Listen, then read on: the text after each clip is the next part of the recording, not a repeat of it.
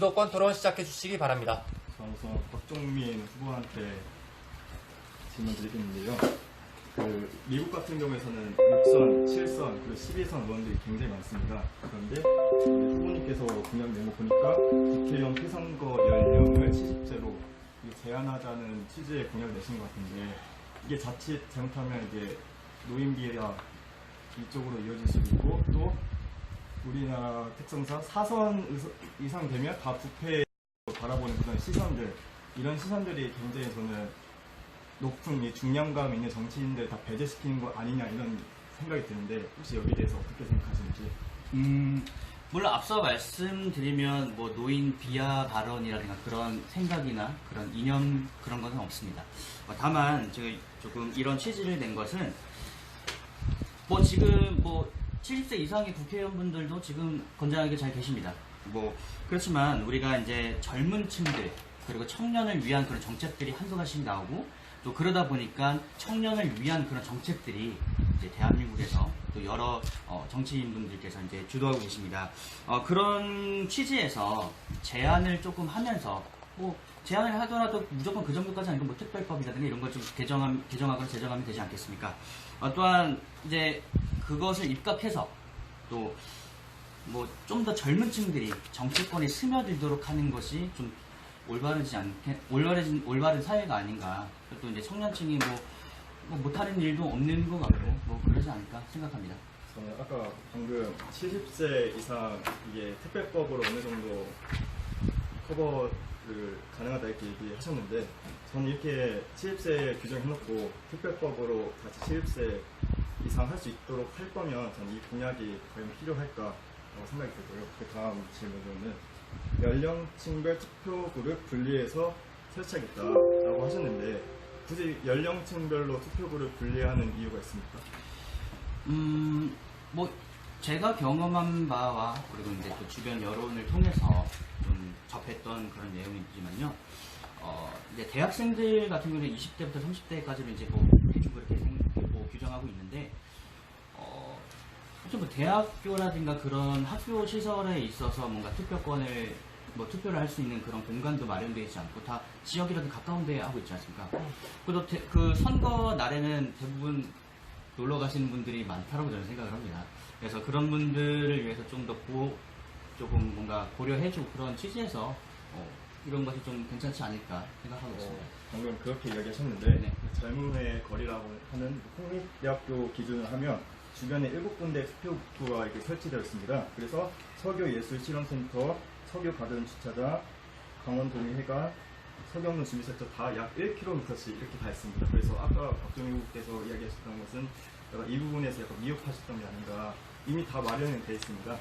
그리고 만약에 연령층별, 만약에 그렇게 하셨으면 연령층별 투표구를 마련할 게 아니라 투표를 좀 더 잘 참여할 수 있는, 그런 동의할 수 있는 그런 것을 마련해 주시는 게 더 좋은 공약이 아닐까, 저는 그렇게 생각합니다.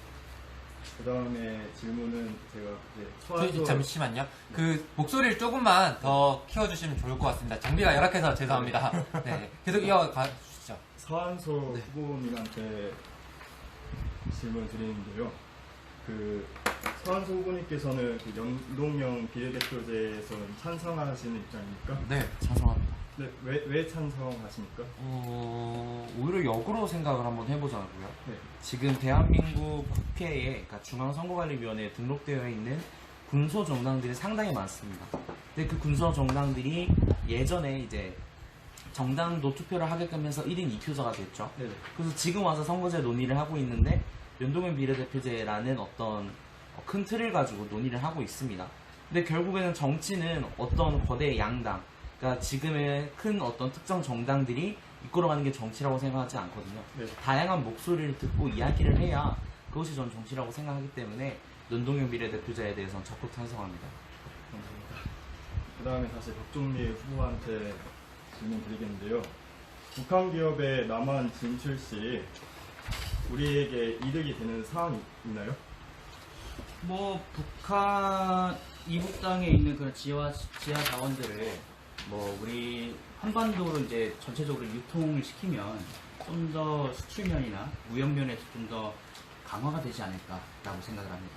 저는 우리나라가 왜 북한 개성공단에다 이게 공업지구를 왜 설립했겠습니까? 이 북한의 노동력과 우리나라의 자본과 기술로 이게 투입해서 한 게 아니겠습니까? 근데 반대로 북한이 우리나라에다 이게 과연 공업지구를 설립하면 과연 이게 이득이 될까요? 네, 저는 이익이 된다라고 생각을 하는데 그렇게 반대로 생각해보면 북한이 세계에서 이제 기술력이 뛰어나다라는 것도 보여줄 수가 있겠고 또한 그러면서 북한 측에 있는 그런 개성공단이든가 뭐 남한 측에도 뭐 기업을 하나 만든다면 서로 교류와 협력의 의미로도 상징이 될 수가 있습니다. 그렇게 생각합니다. 그럼 북한의 그 단순히 수익성만을 가지고 이렇게 하신다는 이야기시죠? 뭐 그렇게 일각에선 그렇게 생각할 수도 있겠습니다만 뭐 여러 가지 효과가 있을 것으로 저는 보고 있습니다. 예를 들면은 남과 북이 함께 공장을 그리고 기업을 운영한다. 라는 것은 이제 남북 화해라는 그런 상징성이 될 수 있겠다라고 저는 앞서 말씀드린 바 있습니다. 그리고 또 국무총리를 임기제 도입을 하신다 했던 것 같은데 네네. 어떻게 임기제를 도입하실 것인지 구체적인 그 계획이 있으신가? 네, 저는 간단합니다. 지금까지 뭐 대한민국 역사상에 이제 국무총리 분들이 여러분들이 계세요. 한 40, 거의 50명대는 이제 가고 있습니다.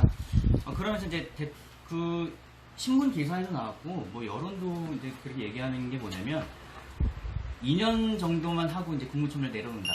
뭐 이런 얘기가 나왔습니다. 그렇게 되면 만약 2년 정도만 하고 자발적으로 그만둔다라고 했을 때 그런 국정의 혼란 그런 거를 막기 위해서 대통령과 임기를 똑같이 적용해야 된다라고 생각을 합니다. 서한솔 후보님께 드리고요. 지방의회 비례의석 보장을 공직선거법 개정을 하신다고 하셨는데 지금 현행 법안으로는 보장이 되지 않고 있습니까? 제가 알기로는 지금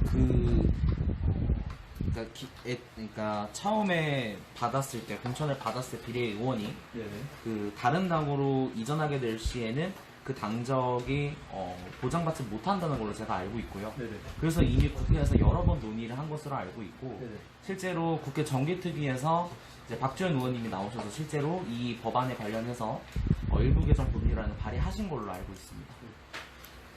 우리 신성주 후보께서 김정은 국무위원장 퇴진시킨다 대통령 되면 어떻게 퇴진시킬 것인지. 지금보다 또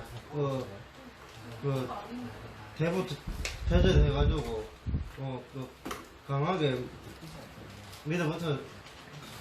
밀어붙여가지고 나라도 좀 강한 대한민국을 만들자는 취지고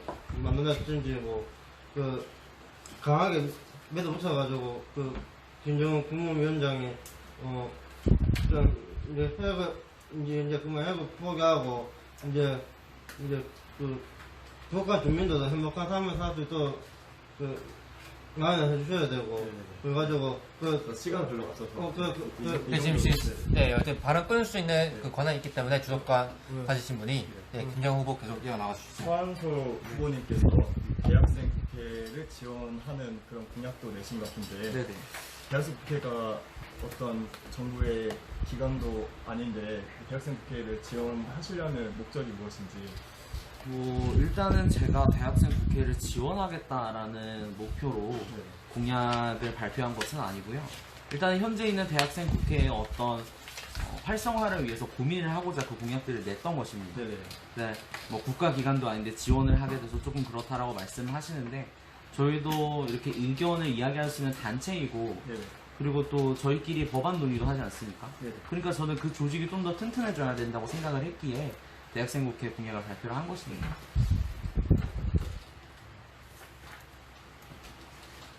박종민 후보께서 CVID를 이야기하신 것 같은데 지금 미국 입장은 CVID도 하고 있지만 미 국무부에서 FFVD라고 발표한 것도 있는데 혹시 FFVD에 대해서 알고 계십니까? 뭐 저보다 더 전문적으로 이제 아실 것 같으니까 설명 부탁드리겠습니다. 아니 아시나 물어봤어요. 뭐 알고는 있습니다. 그러면 좀 설명. 뭐 시부야에 대해서는 뭐 다 말씀 안 드려도 뭐 알 것이라고 생각을 합니다.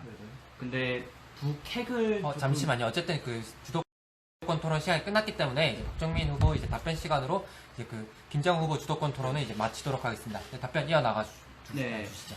뭐 핵이라는 존재를 아예 없애버릴 때 이렇게 의미를 통하는데 물론 이렇게 해야 좀 안정권이 되지 않겠냐. 뭐 미국이라든가 다른 뭐 러시아 이런 측에서도 핵에 대해서 두려움을 갖고 있는 것은 맞습니다. 그래서 이 초점을 맞춰야 이제 조금 뭔가 대화라든가 무역이라든가 경제라든가 뭐 여러 민생이라든가 이런 것을 좀 더 부드럽게 유연하게 할 수 있지 않을까 생각하고 있습니다.